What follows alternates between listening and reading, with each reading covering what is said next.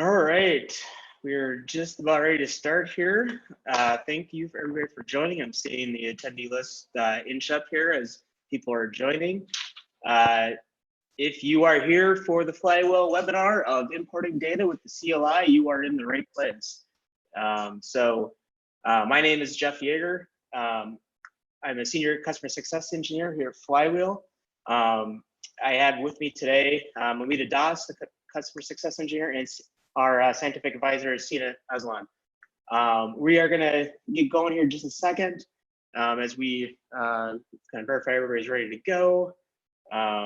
And thanks for joining.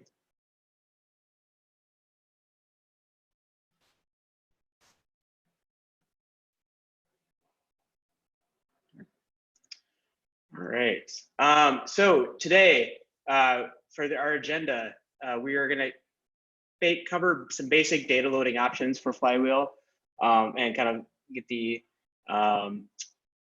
understand the importance of what the CLI can do, and we're going to cover some of the CLI basics. Then we're going to give some demos of the main FW import command, and then we're going to, assuming we have some time left over, we have I want to really hope to cover some de-identification options to make sure everybody understands the importance of de-identifying data as it comes into Flywheel. I will pause for questions after each of these sections. Please talk in the chat. Sina, Momita, and I will be monitoring that, and we'll pause and answer questions throughout the webinar today, and we'll save some time at the end for answering questions. But please ask those questions in the chat, and we'll make sure to answer them or follow up with them after the webinar as soon as we can. So in order to understand a lot of what we're doing today, we're going to assume that you have some exposure to Flywheel already, and that you probably have seen this slide in the previous trainings, on the previous webinars, on the Intro to Flywheel webinar. If you haven't seen any of those webinars, we will continue to have those on a regular basis. But just as a review, this is our Flywheel hierarchy. It's our structure of how data is organized in Flywheel. It sets a standard across all of our sites so that we are all speaking the same language. And really, for everyone's site, starts there. There are groups underneath that, and the data really starts living at the project level. And underneath that, we have subjects that are unique to every project, sessions that are interactions with individual subjects, and then acquisitions that belong to each session. So many of our customers come from an MRI background. That in the acquisition world, that's a T1 image. The sessions are one time in and out of an MRI scanner. Subjects and projects are fairly straightforward in how we organize that data. But imaging data, like dicom data, that lives in that acquisition space, in those containers there. Metadata and analyses also live anywhere, but I think we're not really going to be talking much about that today. Most of the talk today will be how to get that imaging data into Flywheel, and understanding that essentially, in order to get it into Flywheel, you need to be able to say where in Flywheel it needs to go, and specifying obviously the site and where you want it to go, group, project, all the way down. We need to find labels for each of those sections of the hierarchy. So what are your options to get data in? Many of you that have seen the web browser, there are various web browser options. If you have dicom data, there's a dicom web upload. That is a great option for if you have a single session of data that maybe you want to upload, that can parse those dicom files for the header information to find your Flywheel hierarchy. It does so with a lot of ease. However, there's limitations on what modern web browsers can handle as far as file size and file count. So basically the way that works is that that the web browser has to open up every single individual file. And you can imagine for a very large project with thousands of, and even maybe possibly millions of individual dicom files, that quickly becomes unsustainable for even the most modern web browsers. We definitely need another way of getting data in. For especially when we are starting up a new site, like many of you today are joining us from, some of our new customers, you've got a pile of data somewhere and you want to get that into Flywheel so you can start using our platform. So we have a command line interface tool to solve that problem. And a little screenshot here shows some of the easy use of this. Using a simple Flywheel command is shown. It summarizes the data it finds and provides prompts along the way. We're going to dive into more details on how to use this CLI tool, how to install it, and some examples throughout the day-to-day. As a kind of a preview, the CLI import, various import commands in the CLI, you can do a single file with the FW upload. And this is a little bit, it may be a little bit confusing. Upload, single files. Import is when you have a large directory of files, many files to get in. Within that import, there's really two categories. You can scan a whole directory, so you can search, go down through a directory of all the folders and search for a single file type. So here, the FW import command, dicom will be searching for dicom files, and it will go traverse the hierarchy of your directory to find all of those dicom files and import them in. It's going to be using header information in those files to find the Flywheel hierarchy information it needs. For a structured folder, it expects a, as it says, a structured organizational way of doing things. And there are various ways to organize your data, as you probably know. Every researcher tends to do it a different way. So there are some standards out there that we can use, but if you don't have that standard of a way we expect that information to be organized in, our template option is a great, flexible, powerful way of using customized folder structures to get data in. And we'll be sure to demo how that template function works. Now, before we get too far into that though, we do want to kind of do some just basic information about the CLI. I'm going to pause here. Is everybody in the right spot? And everybody understand we're kind of oriented now on where we're at? Any questions so far in the chat?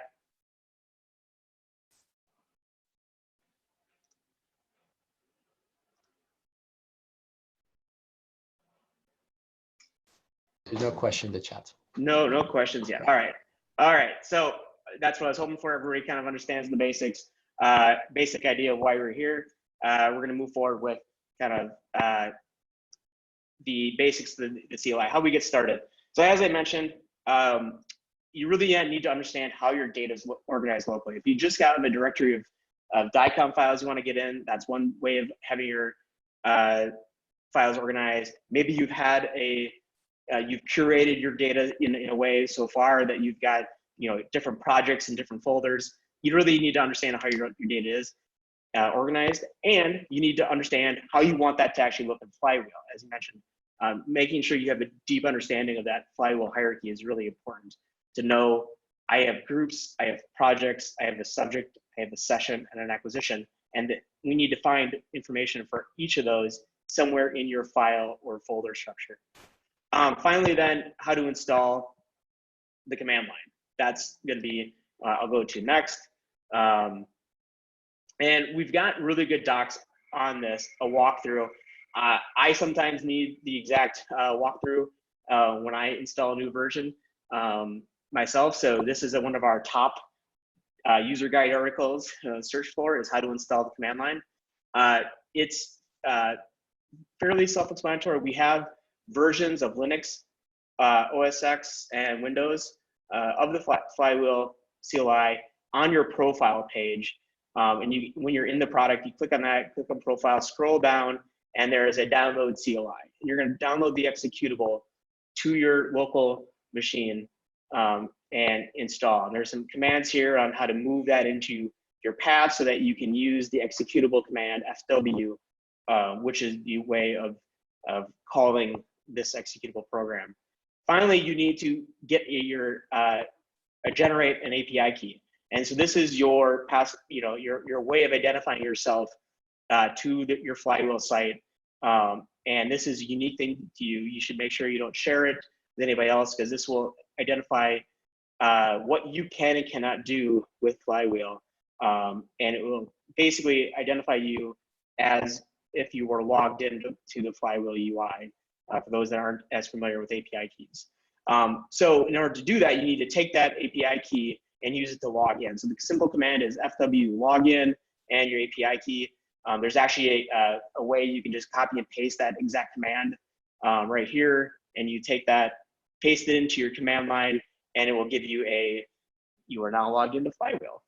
So that is, again, this is available on our documentation at docs.flywheel.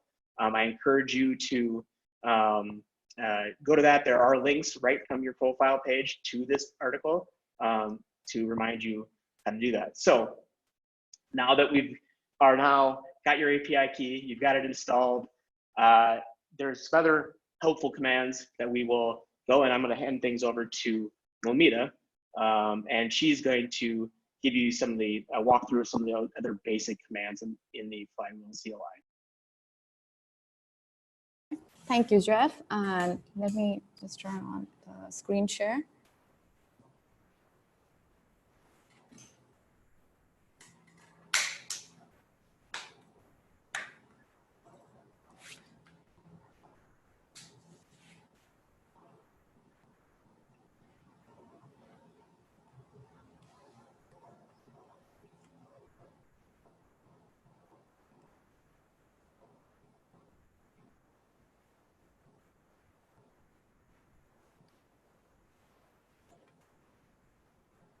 All right.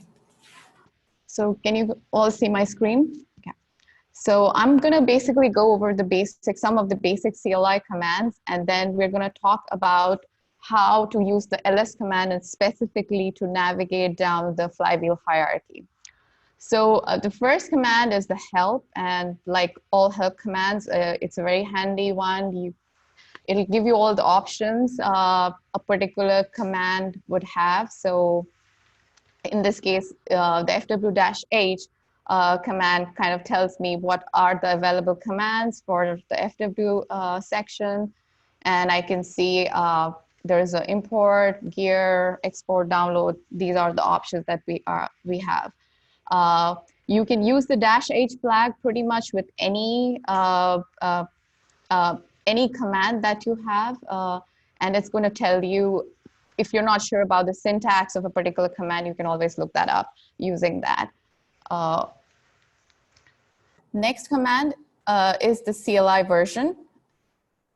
And the command is fw version. And this is going to tell us the CLI version of the Flywheel. So it's, as we can see, it's 8.7.0 for the Flywheel that I'm connected to. Now, one thing to note is that this version is different from the UI version. So for Flywheels, we have two versions. One is the command line version and the UI version. The UI version is the one which we mostly use to inform about releases, and that's the one which is tied to communicate about releases and upgrades and stuff like that. Profile, if you go to the profile page, you can see if any command line newer version is available, and use that to upgrade your CLI version.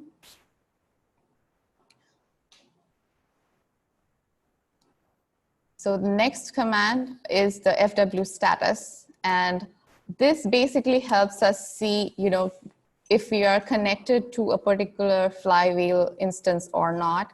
Or if you have multiple Flywheel instances running, you can, and you're kind of working back and forth between multiple instances, this will exactly tell you to which particular Flywheel instance you're connected to.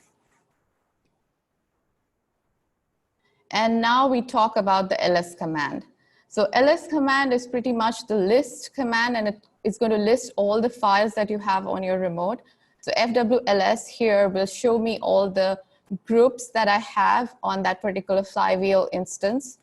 So on the demo.flywheel.io, I can see all the groups that I have and what rights or permissions that particular group has. So I can see neurosciences group has admin rights. Now, if I want to see what projects I have assigned to the neurosciences group, I can also see that. So the command I'm going to use is fwls and just neuroscience. And that brings me one step down in the tier of the Flywheel hierarchy. And I'm able to see all the projects that I have for the neurosciences group. So I have amygdala structure, and there are a few other projects.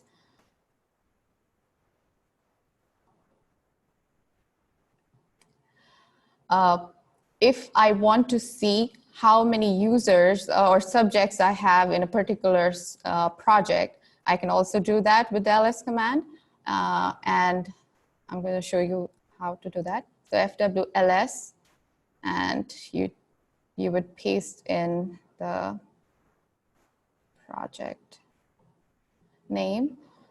Just make sure if your project name has a space in between, you would want to have a double quotes around it. Otherwise, it gives you an error message.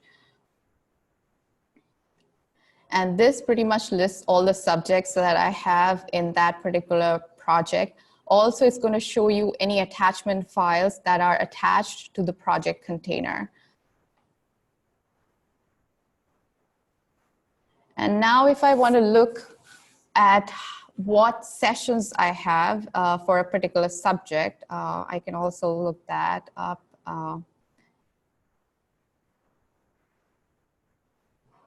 And here we can see for the subject 1, we have 2 sessions. It also shows us the timestamps, so that's useful.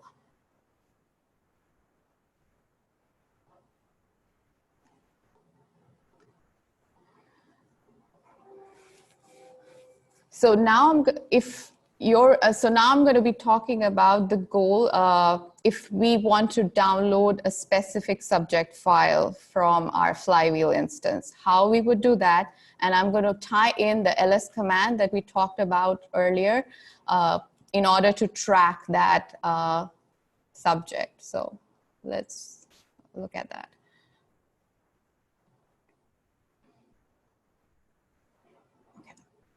So this is pretty much the same. We're just doing FWLSs, and I'm just going through navigating down the Flywheel hierarchy and just going to go to the subject that I intend to download all the files for. And in this case, the group is neurosciences, the subject, the project is the amygdala structure study, and the subject that I need all the files for is the AMYG_S4. So I need to download all the files that are for that subject. So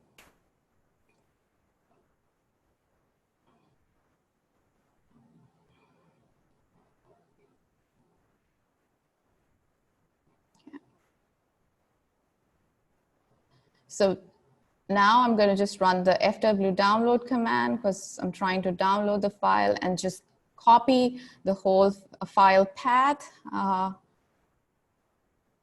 And I'm good to go. It's going to tell me exactly what's going to be the file size and how many files are getting downloaded for that subject. I'm going to say yes to confirm. And you can see all the files are written in a .tar file, and it'll tell you exactly the file size of that tar. Okay, in case you want to know how, where I can find the tar file or the location of the tar file, I can do a pwd, which is my present working directory, and that's going to show me my file, and I can see it's right here.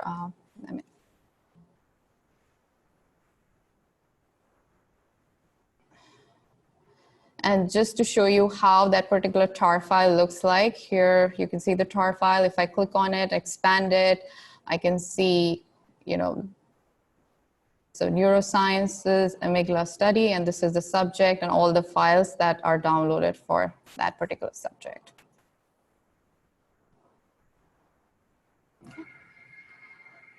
Now, next one is what if we want to download the whole project container? And in this, for downloading the project container, I'm going to be using a separate method, and this is tracking the path using the UI.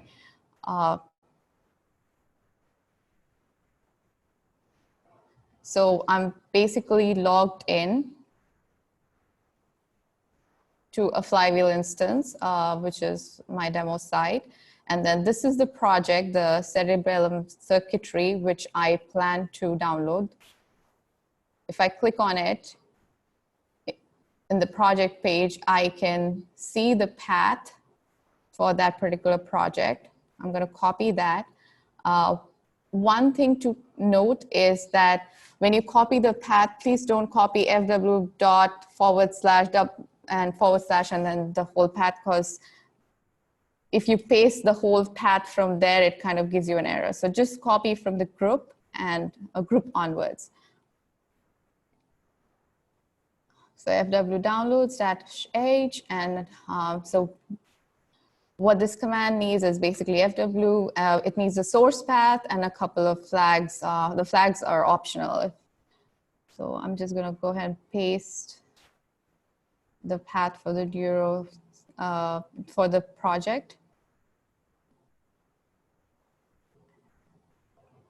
And it's gonna tell me exactly the size of the total project download. I'm going to say no, because I'm going to show you something else. So here, if you do not want to download the whole project and just want to exclude a certain kind of files, you can also do that by specifying the exclude flag. And we have a -e option. So we add the -e flag, and then in double quotes, just type in the type of file that you want to exclude. And here you can see the size. I mean, it just shows you all the files except the nifty files and how many files are getting downloaded. If I say yes,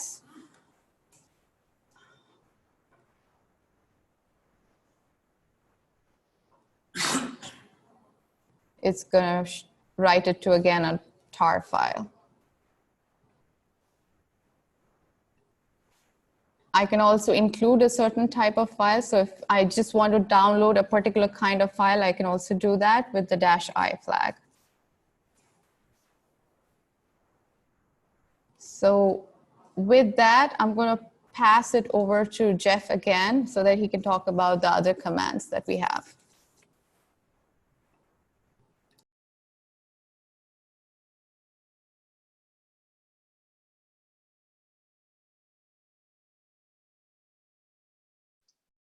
Unmuted. All right. So on the CLI, we also have a bunch of other commands that we're not going to really cover today.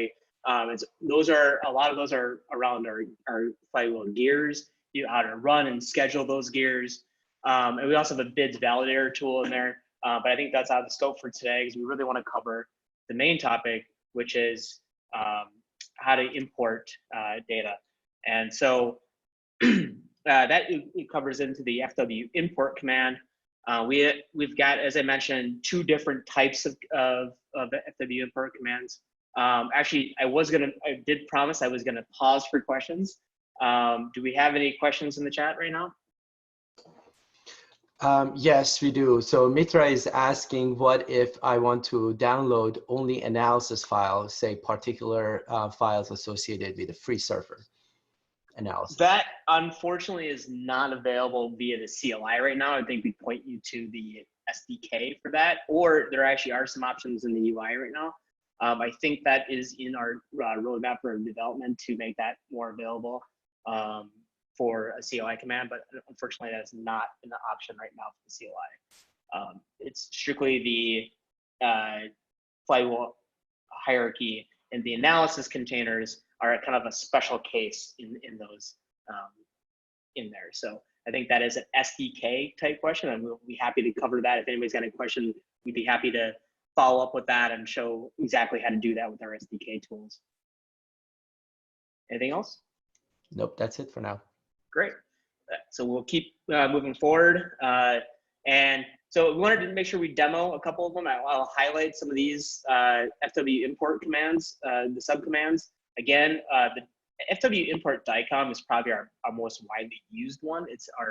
It is something that most of our customers are using dicom as kind of the ground truth of their acquisitions. So those can be imported, and we can point them at a top level directory, and it will search through and find that specific type of file and import those using the dicom header tags found in those headers.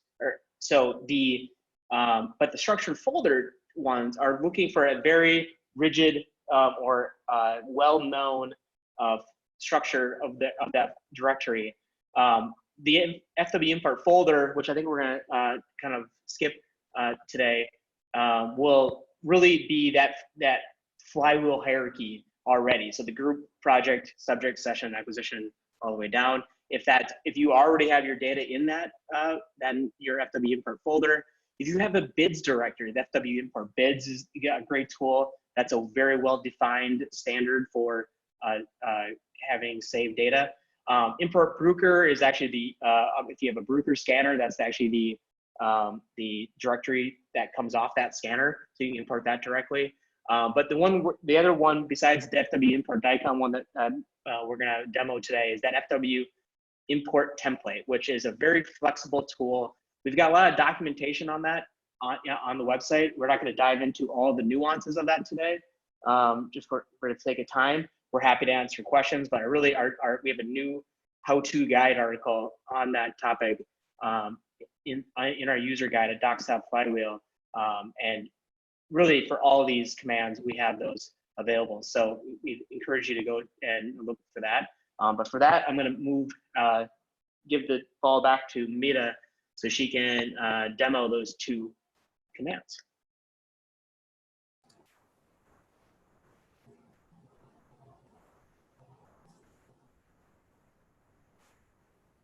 Right. So as Jeff said about the dicom importer, basically, if you have an existing dicom data and you would like to, get it on Flywheel, you would use the dicom importer. It's going to only import dicom files. So if you have any other type of files, it's not going to get imported. Another thing that you need to know is that you need to have read and write permissions to the project and the group that you're trying to import the data to. And with that, I'm going to show you how the import command would work. So my present working directory, this is where I have my folder with dicom images in it.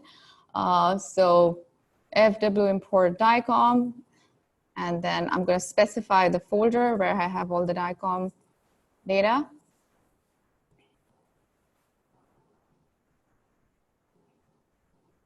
And I'm just going to do a -h just to show you what all options or other flags are available that you can use with the dicom importer command.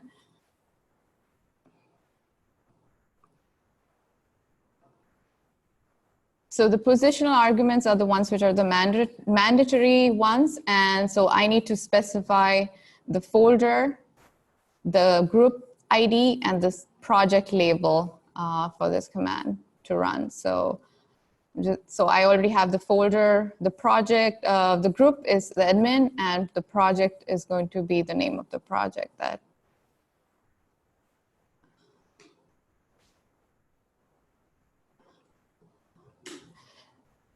If you want to de-identify your data, there is a flag. If we can look, it's the -- de-identify, and we can use that. And now Jeff is going to talk more about that in the de-identification section segment.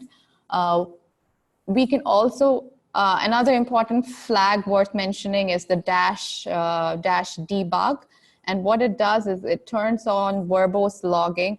And one application of it would be like if you have a folder which has some non-dicom data, you can look that up in the verbose logging to see what all files are getting uploaded and what is not. So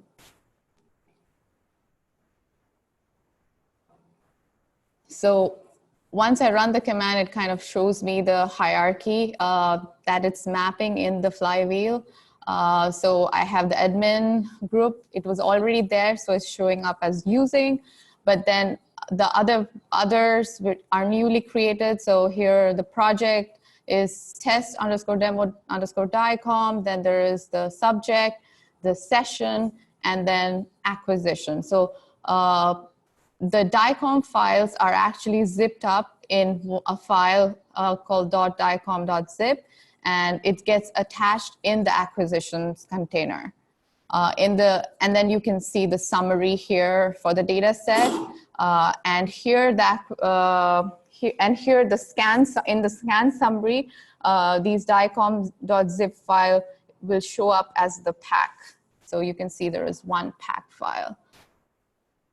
And I'm going to say yes.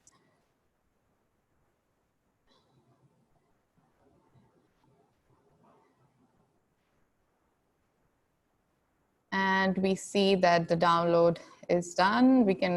It's uploaded to that test_dicom site, and it also tells you how much time that took. And now to verify on the UI, I can just log in, and here I can see the test_demo project. And this is how the data looks in the UI. So that's the dicom one. Now I'm going to talk about the template importer command. And this one, as Jeff mentioned, is a more flexible one. Your data doesn't need to be in a specific format. So it's useful if you have a mix of file formats, like you have your data set has some dicom parex combination, or dicoms with spreadsheets. So it can be used in that scenario, and it also doesn't need to be, the data set doesn't need to be organized as per the Flywheel hierarchy. So in those scenarios, so it gives you much more flexibility over that. So how the template command works is that we need to have a template.yaml file for it. And the YAML file, in the template.yaml file, you basically define the rules for from where the Flywheel CLI imports your data. So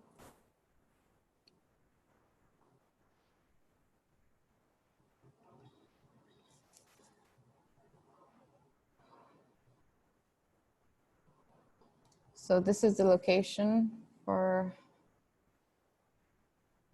of the template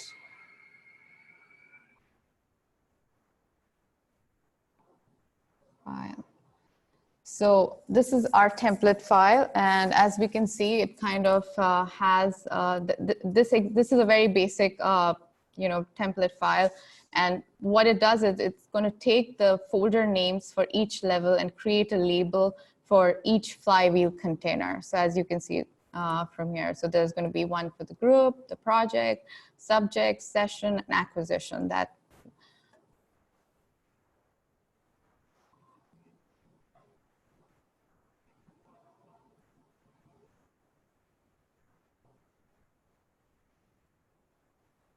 And now the location of the actual data folder.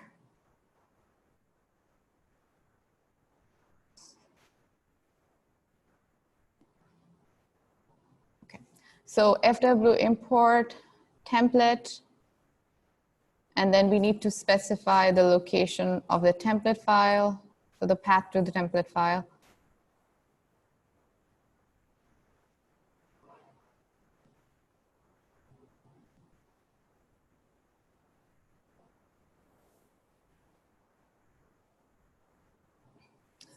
Then the folder, the path to the data folder.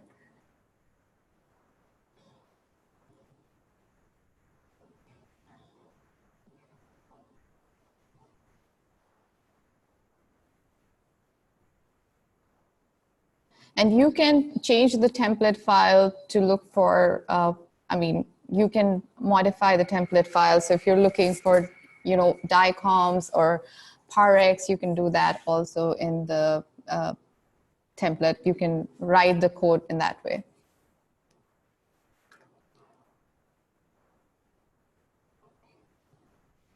And here we see the flywheel hierarchy again, to which the data gets mapped.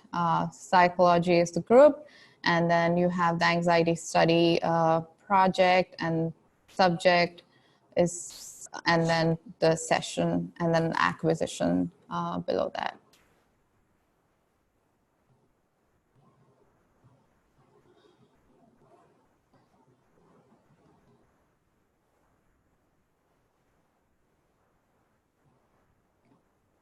And this is the summary of the data set.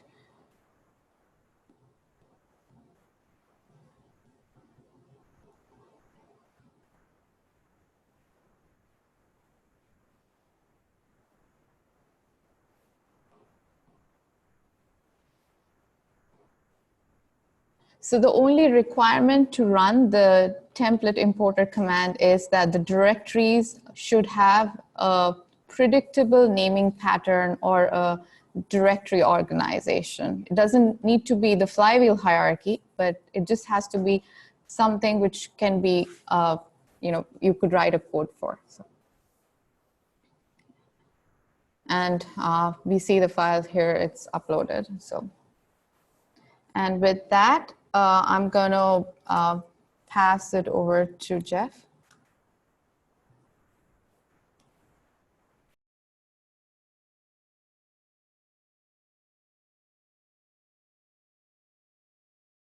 Mute. Okay, so with that, well, maybe you can pause for a couple seconds if there's any questions from the. Nope, there's no questions so far. All right, we're making good time. So from that, as Momita mentioned, there are ways to de-identify data as it comes into Flywheel. And I want to kind of just make sure we're understanding exactly what that means. And the de-identification is mainly through dicom files that are coming in to Flywheel, because they often are coming from a clinical scanner or a scanner that could be used for clinical use for human. And the protected health information, PHI, is something that we take very seriously here at Flywheel. And we have often what they call BAA agreements with all of our customers, so that if any data lands in Flywheel that has that, it's not some kind of breach often in this case. But many people are very cautious, and there's no reason to put PHI into Flywheel if it's not needed. So we give options to strip that information from the files as they come in. And the reason we want to do that before that actually ever comes in, instead of stripping it once it's in Flywheel, is that we are very, very careful about backing up everything. And once it's in Flywheel, it gets into our database, and we back up on a nightly basis, and it goes into deep or what we call cold storage often. And so just hitting the delete button on something in Flywheel does not truly wipe it fully clean unless we go in and are asked to fully purge that data from our system. So we prefer that if you want your files de-identified, that we do that on the way in to Flywheel. And so we provide the de-identification tools. If you are in the UI, you've noticed that there is a de-identify flag that you can set on the dicom web uploader. What that is, that's the same option as the de-identify flag here in the command line that will do a bare minimum of de-identification. So it's removing patient name, patient ID, patient birth date from the dicom files that it's uploading. And it also will convert patient age to months. So again, this is a very bare minimum style, but then there's lots and lots of of other dicom tags that may have PHI in them. So we recognize that this is something that you may need to wipe or may want to control on the way into Flywheel. So in that way, we have a more custom version of this that you can actually de-identify using a profile similar to the YAML file that's being used for the template import. But this is a YAML file that is sorry, Jeff, it's not changing slides. not changing slides. Thank you. Okay, let me back up then. All right, so here I was. Now I'm in where I was talking. Yep. So here I've listed out the touchy mouse. Okay. So as I mentioned, very basic profile using the de-identify flag that's in as an option.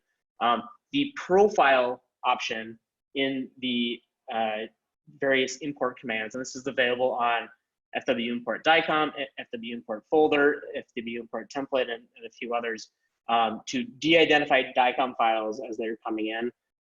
And we can go to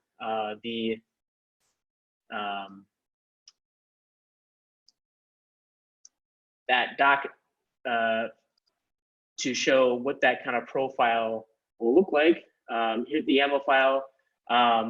Here's this user guide article on docs.flywheel has a sample profile with the format. This is the profile name, the dicom profile. We have various options what we can do with every single dicom tag. And there are different ways of, if it's a date, you can increment it on a standard way to kind of obfuscate the date. You can change the patient age from birth date. You can replace a dicom tag with a standard something else. You can increment it. You can hash it in various other ways. So there's lots more detail here on the website on like how to format this profile. But essentially, you're passing in that YAML file in. And there's also a way of special way of defining private dicom tags here that I'll point out. And there's more detail. I'm going to share a little bit more about that. Am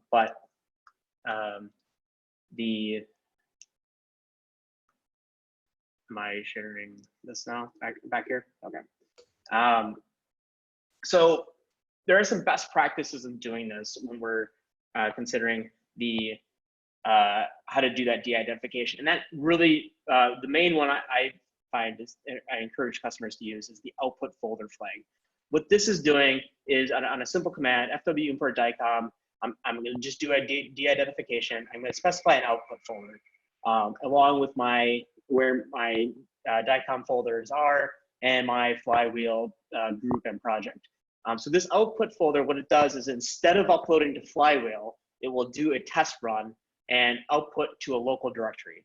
And that way you have the opportunity to test your de-identification profile scheme or just to gain confidence that you are actually de-identifying as you are hoping to do before it ever gets to Flywheel. And another tool that I personally like to use to double check that once it is in that output folder is a DCMTK package called DCM dump, which is basically dumping out the dicom tags of a dicom file. Here I've got an example command that I like to use. It's like if I'm checking to make sure that patient ID dicom tag gets dumped, I can take that, dumping out the entire, and then I'm grepping just for that flag. And I show that in my original dicom folder, that tag is existing. In my output directory here that I created, that same file does not have any patient ID in it. So that is a simple check that I can do to ensure that my de-identification profile is working as I expect it to. And then all I need to do after that is take that same command that I had with the output flag and remove that flag and use the same one. And I'm now uploading to Flywheel as the same way of Momita was showing earlier with that. So in that way, we're providing that tooling to really be careful about what information we're bringing into Flywheel and giving you the tools to make you successful in that. That is all the prepared presentation materials we have for today. I'm happy to go into more details on specific things based on questions, or make sure we are providing any follow-up information for you. This webinar is being recorded, so this recording will be sent out about 24 hours after we're done here. And we will include some links to all of these user guide articles that we've talked through today. So with that, is there any questions or more detail that we'd like to cover today based on what you guys are trying to do at your institutions?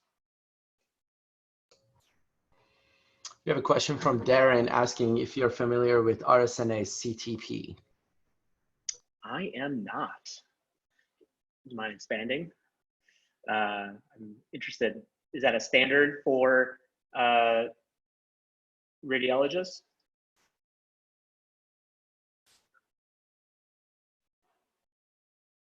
Yes, that's what he okay, says. so it is. That's a actually, Sina, you have done some work on what is kind of the standard de-identification research. But yeah, I think that'd be great, Darren. I think maybe Sina and I can talk to you about more about what that standard is and what we're working for as recommendations for. That's great that you guys are using that, and we'd like to hear more about what you guys are using at Madison. So I think, and one thing we've been using is we are going to be, or Sina, I can let you talk to kind of the work on the de-identification.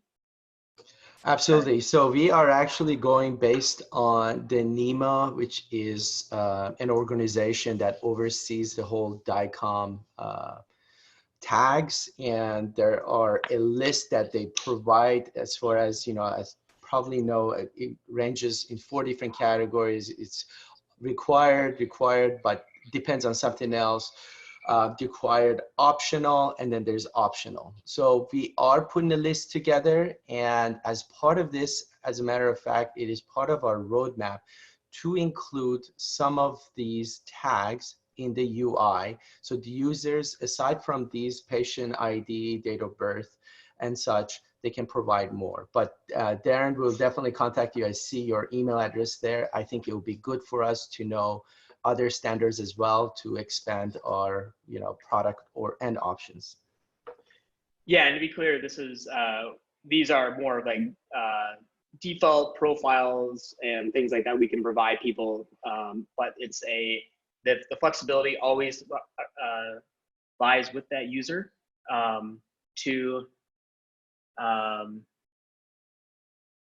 okay, so we have some okay, well, we have some more comments in the chat about what the CTP is using.